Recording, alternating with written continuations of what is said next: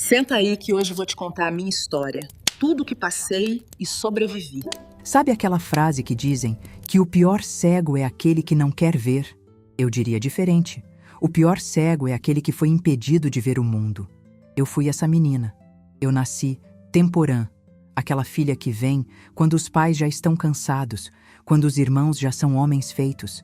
Cresci nos anos 60, numa bolha evangélica tão apertada que mal passava oxigênio.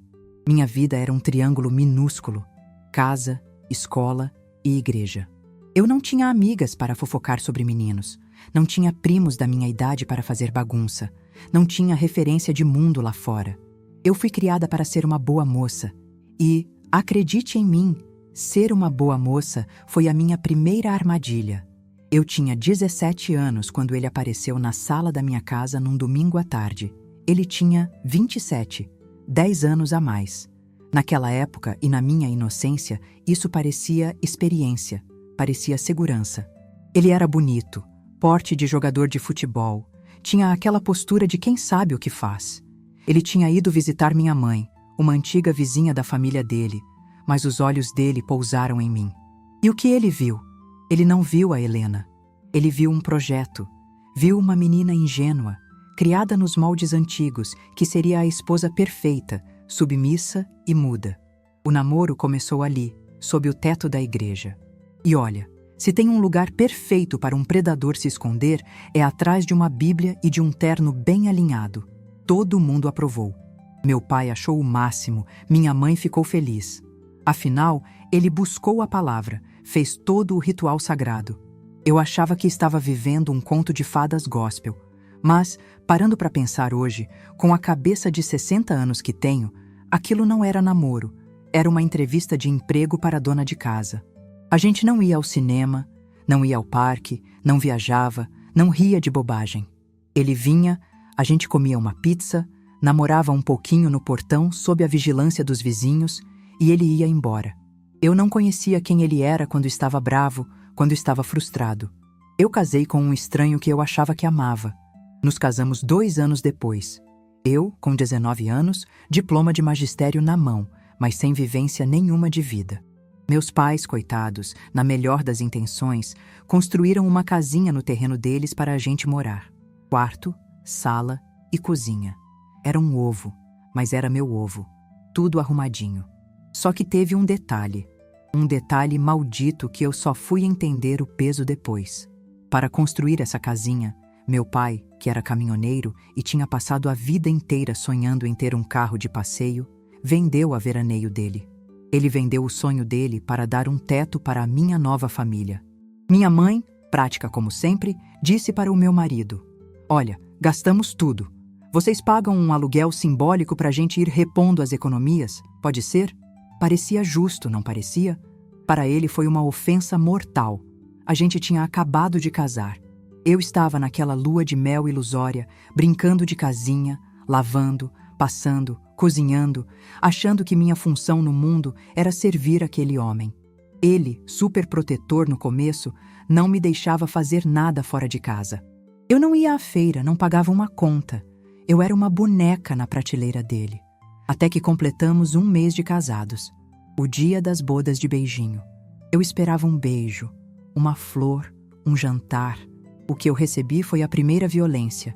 E não, ele não levantou a mão para mim naquele dia. A violência física deixa marca na pele. A gente vê, a gente trata. Mas a violência emocional, essa é um veneno que você engole devagarzinho. Ele chegou em casa transtornado, o rosto fechado, aquela veia na testa saltando que eu passaria a temer tanto nos anos seguintes. Ele tirou um maço de dinheiro do bolso. Eram as notas do tal aluguel simbólico. Ele não me entregou o dinheiro. Ele jogou. Sabe quando você sente que é menos que um lixo?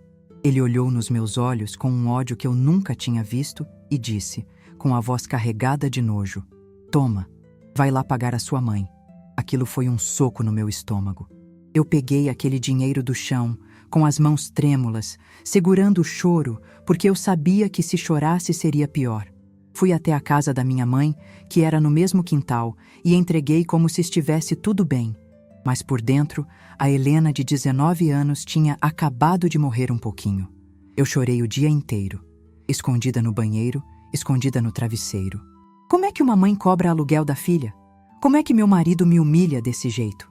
Eu me senti culpada. Olha a loucura. Eu me senti culpada pela raiva dele. Ali, naquele primeiro mês, a semente do inferno foi plantada.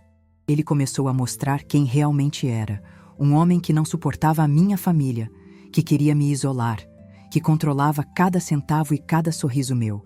E eu estava grávida do meu primeiro filho, presa numa casa construída com o sacrifício do meu pai, ao lado de um homem que, eu logo descobriria, era um monstro camuflado de cidadão de bem. E se eu soubesse que aquele dinheiro jogado no chão era só o aperitivo do que viria pela frente? Talvez eu tivesse fugido ali mesmo. Mas eu fiquei. E o preço de ter ficado foi alto demais. A tensão naquela casa pequena era tão densa que dava para cortar com uma faca. Mas a vida, ela insiste em acontecer, né? Logo engravidei do meu primeiro filho. Era para ser o momento mais feliz da minha vida, mas virou o estopim da guerra. Lembra daquele aluguel simbólico? Ele parou de pagar. Simplesmente decidiu que não ia mais dar um centavo para minha mãe. E a minha mãe, que não tem sangue de barata, aproveitou que eu estava na maternidade ganhando o bebê para cobrar ele. Imagina a cena, eu no hospital, fragilizada, com um recém-nascido no colo, e os dois se matando de gritar lá fora. Eles brigaram feio. No dia da minha alta, minha mãe foi me buscar sozinha. O clima estava estranho, pesado. Eu perguntei do meu marido e ela desconversou. Quando chegamos em casa, a cena que encontrei parecia piada de mau gosto, se não fosse trágica. A casa estava trancada, empoeirada. No banheiro, acredite se quiser, tinha uma galinha trancada, viva. Ele tinha comprado a galinha para fazer uma canja para mim, mas como brigou com a minha mãe, largou tudo lá e sumiu. Minha mãe foi embora, proibida por ele de pisar ali de novo, e eu fiquei sozinha, recém-operada de uma cesárea, varrendo casa e olhando para aquela galinha no banheiro sem saber por onde começar a viver. Ali começou o meu isolamento. Ele decretou: nós vamos mudar daqui. E mudar, para ele, significava me arrancar de perto da minha família. Ele comprou um apartamento na Zona Leste, em Itaquera, do outro lado do mundo para mim, que era da Zona Norte, e a mudança foi um sequestro. Era um dia nublado de dezembro. Minha mãe, num ato de coragem, tinha ido me ver. Ele chegou e surtou.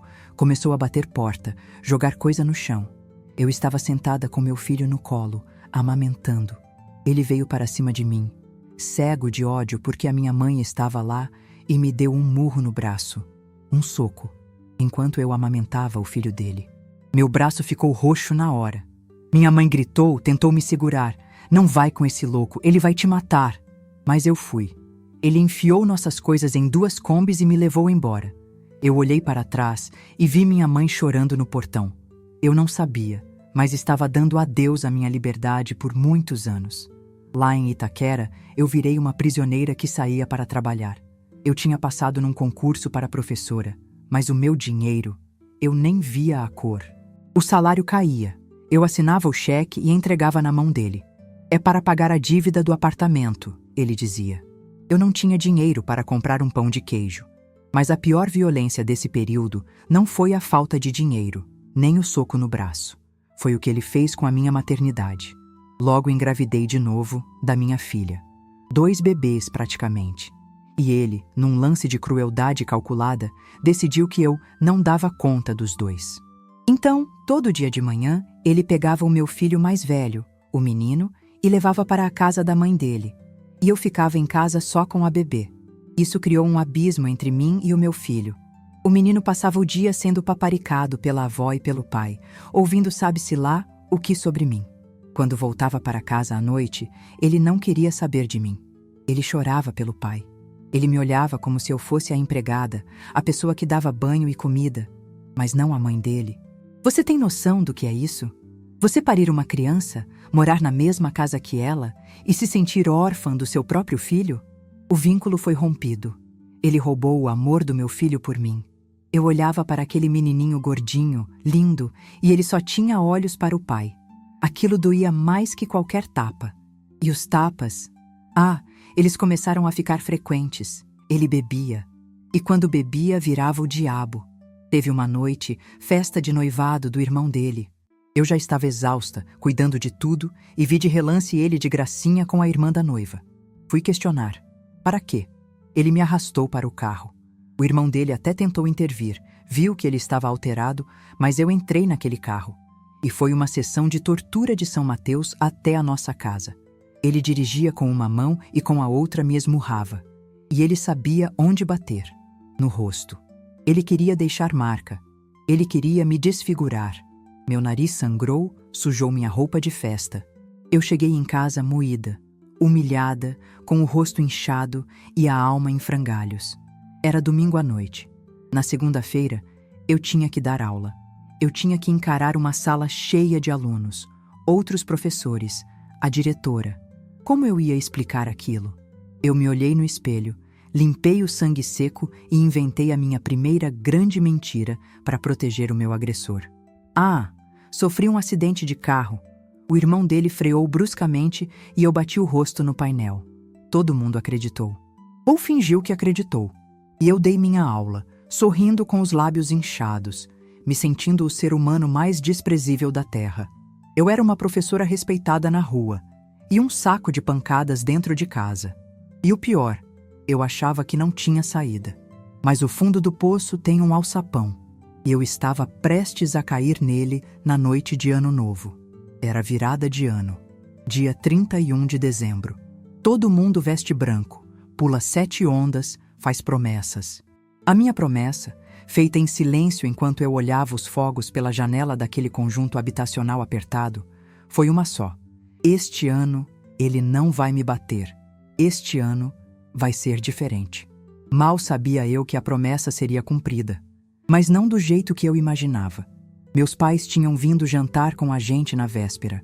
Foi aquela tensão disfarçada de festa. Eles foram embora, e meu marido, claro, emendou a bebedeira do dia 31 com o dia 1º. Ele passou o dia seguinte inteiro daquele jeito que quem convive com alcoólatra conhece bem. O cheiro azedo, o olhar vidrado, a agressividade latente. Eram umas 5 da tarde do dia 1º de janeiro. As crianças já estavam banhadas, prontas para dormir. Meu filho tinha 4 anos, minha filha, 2.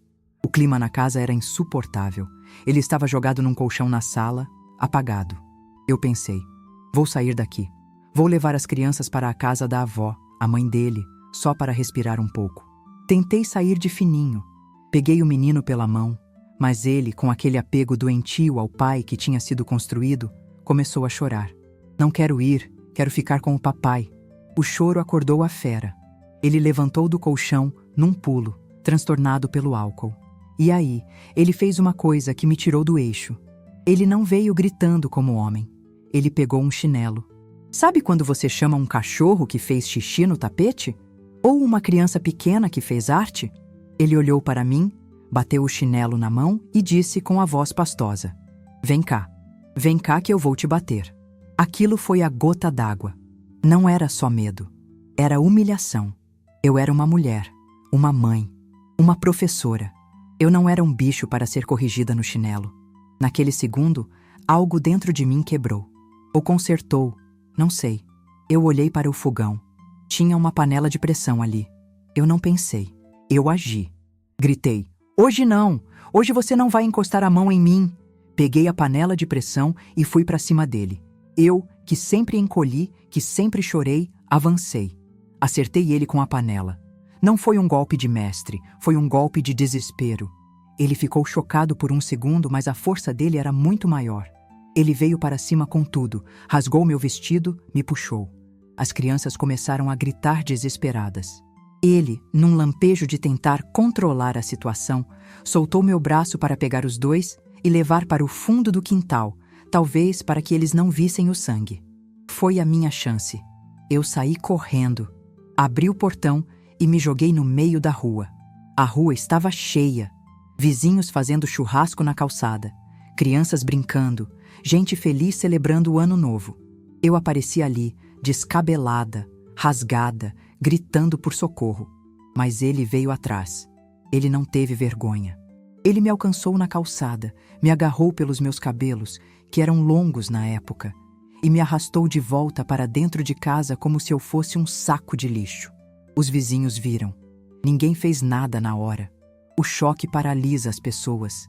Ele me jogou para dentro e trancou os portões. Passou o cadeado. Eu estava trancada com um monstro. Ele voltou lá para o fundo para acalmar as crianças que berravam. Eu corri para o tanque, joguei uma água no rosto para tirar o sangue do nariz e pensei: se eu ficar aqui, eu morro hoje. A nossa casa tinha um cômodo em cima, uma laje inacabada. Eu subi aquelas escadas voando. Não olhei para trás. Quando cheguei lá no alto, vi o telhado do vizinho colado ao nosso. Não pensei duas vezes. Eu pulei. Pulei para o telhado do primeiro vizinho, escorreguei, pulei para o do segundo e caí, literalmente, no quintal do terceiro vizinho. Era uma família da igreja.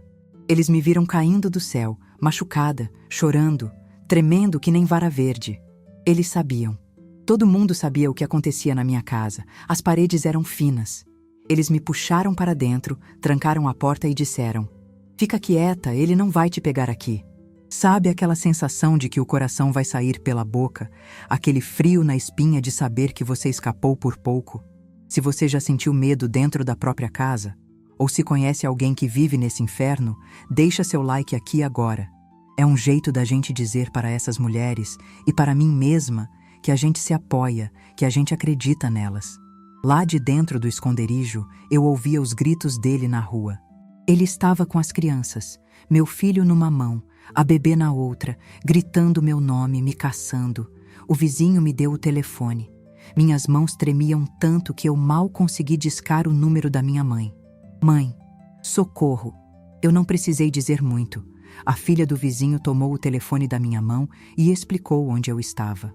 Por um milagre de Deus, meu irmão mais velho estava na casa dos meus pais.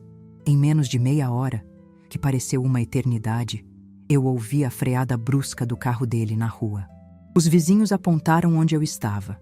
Meu irmão não bateu na porta, ele quase derrubou o portão.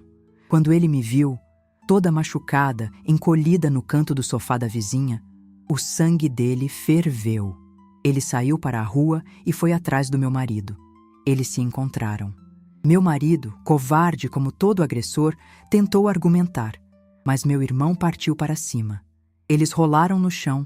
Meu marido arranhou o rosto do meu irmão. Meu irmão bateu nele. Foi uma confusão generalizada. No final, meu marido, com aquela arrogância típica, ainda teve a coragem de dizer: ela é minha mulher, ela tem que voltar para casa comigo. Meu irmão, limpando o sangue do rosto, me pegou pelo braço, me colocou dentro do carro dele e disse: ela nunca mais volta para aquele lugar. Ele me levou para a casa de uns amigos dele, um lugar seguro que ninguém conhecia.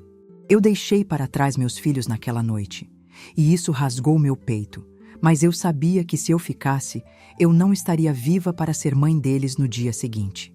Naquela noite, deitada num quarto estranho, com o corpo todo dolorido, eu tomei a decisão mais difícil da minha vida. Eu ia na delegacia. Eu ia denunciar. A Helena, submissa, tinha ficado presa naquele telhado. Quem desceu de lá foi uma mulher disposta a sobreviver. Naquela noite, eu dormi na casa de estranhos, mas acordei decidida. Meu irmão me levou direto para a delegacia da mulher, lá no Parque Dom Pedro. Era uma das primeiras que existiam. Eu estava um trapo, olhos inchados, roxos pelo corpo, a alma do avesso. Fui fazer o exame de corpo de delito e o médico legista, um homem sério, me fez uma pergunta que mudou a chave na minha cabeça. O que você faz da vida, minha filha? Sou professora, respondi com um fio de voz. E ele? Motorista de táxi. O médico parou, me olhou por cima dos óculos e disse: é por isso. Ele te bate porque ele precisa te rebaixar. Ele se sente inferior a você, então ele usa a força bruta para te colocar no nível dele, ou abaixo. Ele quer te humilhar para se sentir homem. Aquilo foi um clarão. Não era amor, não era ciúme, não era nervoso, era disputa de poder. Voltei para a casa da minha mãe com o boletim de ocorrência na mão, mas sem os meus filhos. A batalha seguinte foi buscá-los. Minha bebê veio logo, ainda mamava no peito, mas meu filho... meu filho... Ele tinha 4 anos e já tinha escolhido um lado. Ele gritava, se agarrava na roupa do pai, dizia que não gostava de mim. Tive que arrancar meu filho dos braços do agressor à força. Aquilo doeu mais que os socos. Fiquei 18 dias na casa da minha mãe. Pensei, acabou, agora vou recomeçar. Mas aí o telefone tocou. Era da igreja.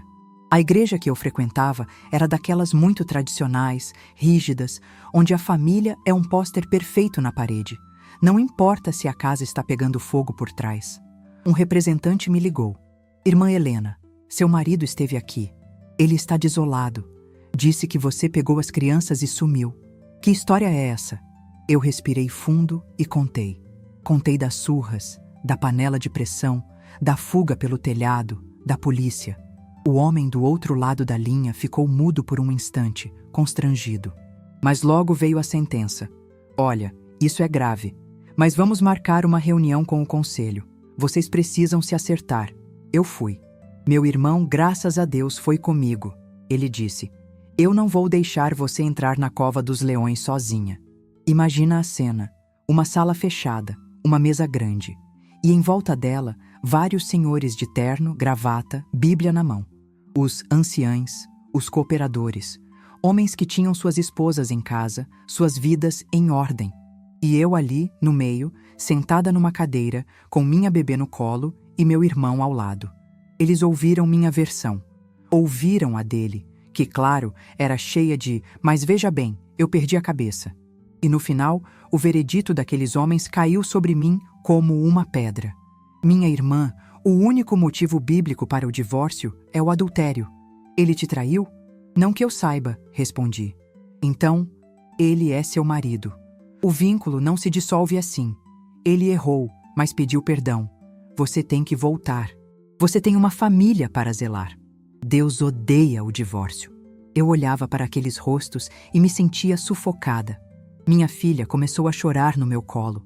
Ela usava uma calcinha de nylon barata que a avó paterna tinha comprado na feira, porque eu não tinha dinheiro nem para comprar calcinha de algodão para ela. Aquilo pinicava, ela se coçava, queria mamar, queria tirar a roupa. Eu ali, tentando amamentar, tentando acalmar a criança, sendo julgada por aquele tribunal masculino que exigia que eu voltasse para o meu carrasco em nome de uma moral que só valia para mim. E eu voltei. Pode me julgar. Pode achar que eu fui fraca. Mas eu não tinha dinheiro, não tinha casa, estava com 2 crianças pequenas, meu filho me rejeitando, a igreja me pressionando. A sociedade inteira gritava que eu tinha que aguentar. E eu não tinha forças para bancar a separação sozinha. Voltei sob promessas. Vai ser diferente, ele disse. Agora você vai ter acesso ao dinheiro. Vamos no mercado juntos. Durou 2 meses. Logo, o Lorde virou o carcereiro de novo. E pior, ele começou a fazer a minha cabeça de que o problema das nossas brigas era o meu trabalho. Você se acha demais porque é professora, ele dizia. E eu, num ato de loucura causado pelo esgotamento mental, fui até a escola e pedi exoneração. Eu abri mão do meu cargo público efetivo. Joguei minha carreira no lixo, achando que isso traria paz para minha casa.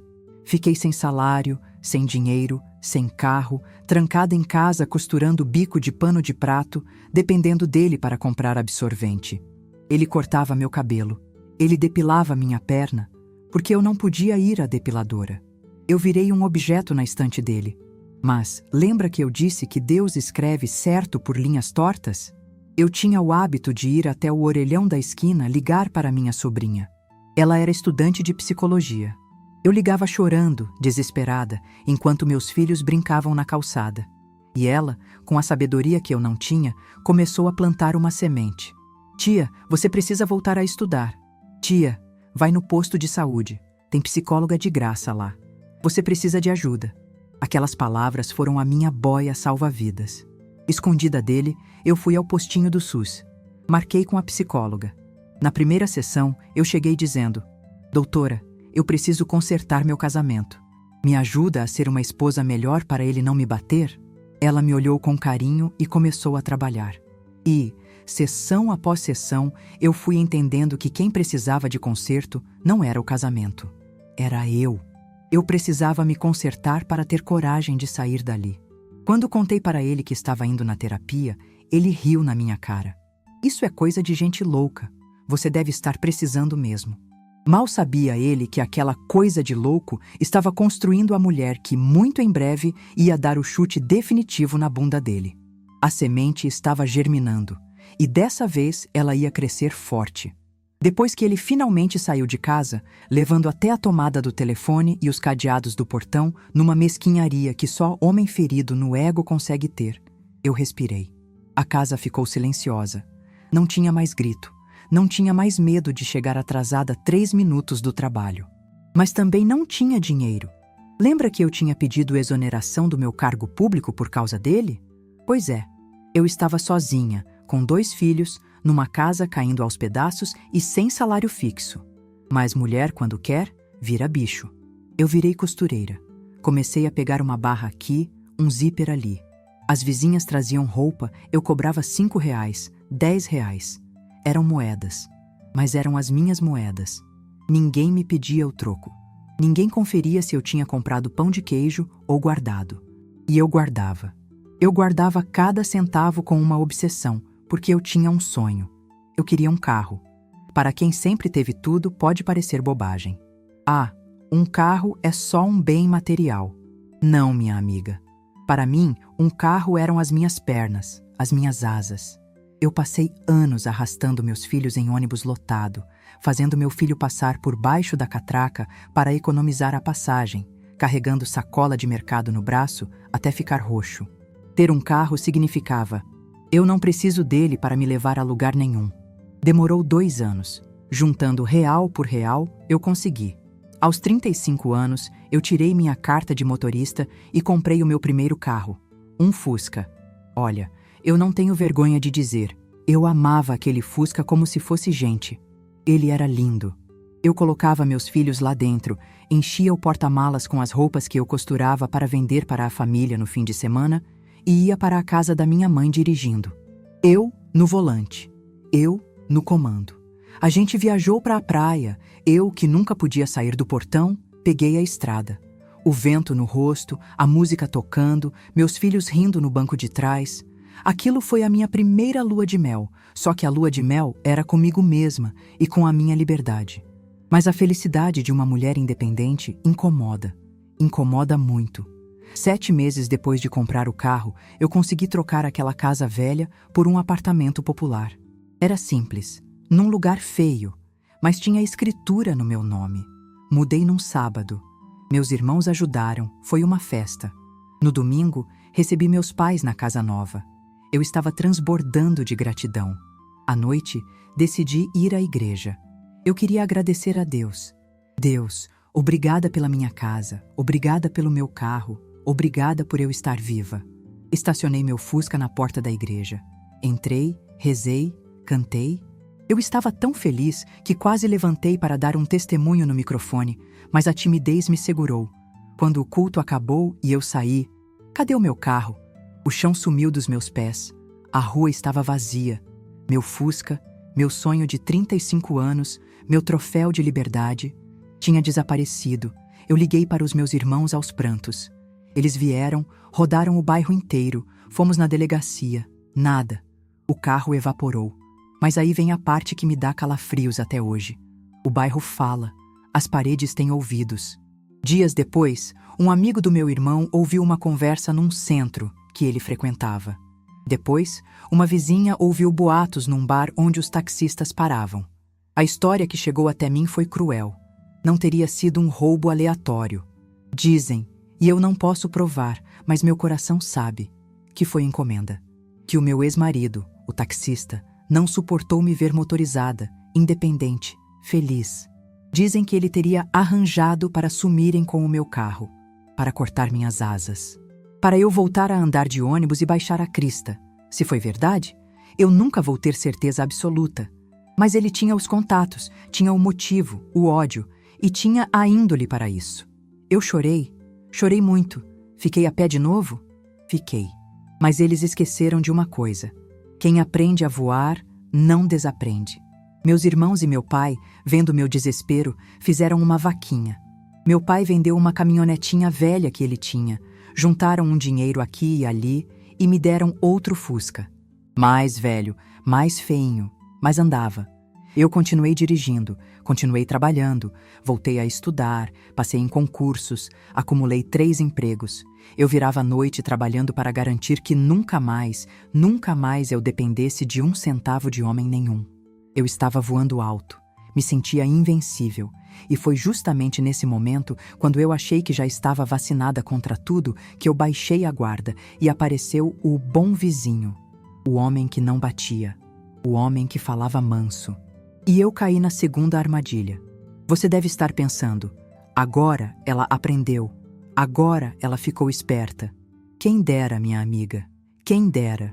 Existe uma armadilha cruel na vida de quem passou muito tempo sobrevivendo a um furacão. Quando a brisa bate, a gente acha que é amor. Eu estava sozinha há anos, focada em pagar contas, reformar casa, criar filho. Eu estava blindada, ou achava que estava. Mas lá no fundo, bem escondidinha, tinha uma carência. Tinha uma vontade de ter alguém para dividir o café da tarde, sabe? E foi numa reforma de casa que o bom moço entrou. Eu precisava trocar um encanamento que passava pelo terreno do vizinho de cima. Fui lá conversar, toda cheia de dedos. A vizinha me atendeu, combinamos de dividir os custos. E aí, ela soltou uma frase que deveria ter sido um letreiro neon, piscando na minha cara. Olha, eu pago a minha metade. A outra metade você pede pro meu ex-marido. Ele é da sua igreja. Vocês até podiam namorar. Eu ri. Pensei, se ela, que foi casada com ele, não quis, por que eu vou querer? Mas o destino é irônico. Ele veio trazer o dinheiro. Viu minha casa arrumadinha, viu que eu era trabalhadora, professora, mulher de igreja. Ele viu ali uma oportunidade. Não demorou nada, ele começou a aparecer nos cultos que eu ia. Oi, irmã Helena, vamos comer um lanche? Ele não gritava, ele não bebia, na minha frente no começo. Ele trabalhava, tinha dinheiro, construía imóveis. Parecia o oposto do meu ex. Parecia seguro. Em 2 anos, nos casamos. Casei no papel, com separação total de bens. Exigência dele, claro, porque o patrimônio dele era sagrado. E ele veio morar na minha casa. Foi aí que a violência silenciosa começou. Ele não me batia. Ele nunca levantou um dedo para mim. Mas ele sugava a minha alma de canudinho. Primeiro, foi com o meu filho. Meu menino que tinha virado o homem da casa na ausência do pai, que me ajudava, que protegia a irmã. De repente, foi jogado para escanteio. Esse novo marido entrou na minha casa agindo como se fosse o dono do pedaço. Ele olhava para o meu filho como um intruso. E eu, cega pela vontade de ter uma família margarina, deixei isso acontecer. Meu filho, com 18 anos, perdeu o lugar dele no próprio lar. Isso é uma dor que eu carrego até hoje. Depois, veio a exploração financeira disfarçada de divisão justa. Ele dizia, vamos dividir tudo meio a meio. Só que ele ganhava muito mais que eu. Ele pagava as contas dele, a pensão dos filhos dele, tudo certinho. Mas dentro de casa, a luz, a água, a comida, tudo dividido na ponta do lápis. Se eu quisesse um iogurte diferente, eu que comprasse. Mas o meu carro? O meu carro ele usava. A minha imagem? Ele usava. Ele me levava nas reuniões de negócios dele e dizia, vem comigo, você é professora, você passa credibilidade. Eu era o cartão de visitas dele. Eu era a bênção que lavava, passava, cozia e ainda dava status de homem de família para ele. E ele era egoísta até a medula. Ele bebia escondido, depois começou a beber na minha frente. Só queria ir em lugares que tivesse álcool. Se eu quisesse tomar um açaí, ele não ia. Se eu quisesse passear num parque, ele achava chato. A vida tinha que girar em torno do umbigo dele. Eu dormia com um inimigo que não me agredia, mas que me desprezava. Ele falava de mim para os outros como se eu fosse um troféu que ele pegou. Essa aqui é minha, tá ganho. A ficha caiu, finalmente, numa viagem de férias. Fomos viajar. Ele, sempre com aquela conversa de esqueci a carteira ou passa no seu cartão que depois eu acerto. Eu passei.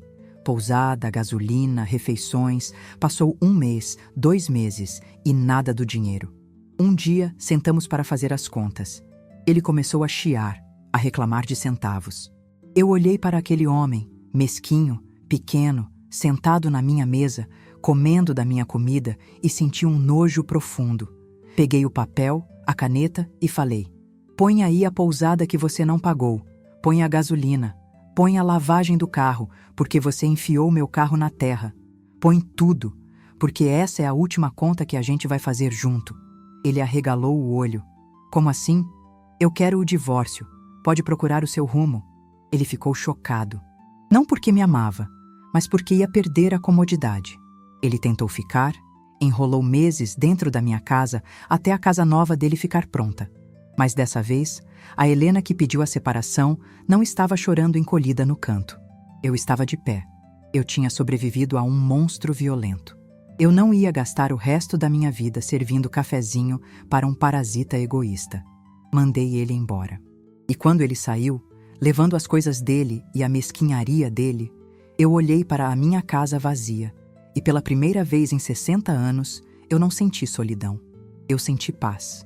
O fim do meu segundo casamento não teve panela de pressão voando, nem polícia na porta. Teve um SMS. Pois é. Depois de sugar minha energia e meu dinheiro por 7 anos, ele me mandou uma mensagem de texto, fria e calculista. Dia tal, hora tal, cartório tal. Esteja lá para assinar o divórcio. Eu fui. Assinei. Sem choro, sem escândalo. Mas vou te contar uma coisa que pouca gente admite. Mesmo quando é você quem quer se separar, dói. Não dói de saudade, dói de indignação. Eu olhava para aquele homenzinho assinando os papéis e pensava: quem é esse sujeito para se dar ao luxo de me perder?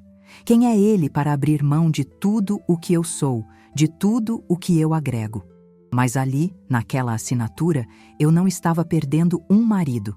Eu estava assinando a minha alforria definitiva. Dessa vez, eu fiz diferente. Eu não esperei o fundo do poço chegar. Eu voltei para a terapia. E não foi aquela terapia de me ajuda a aguentar meu marido. Foi terapia de me ajuda a descobrir quem é a Helena.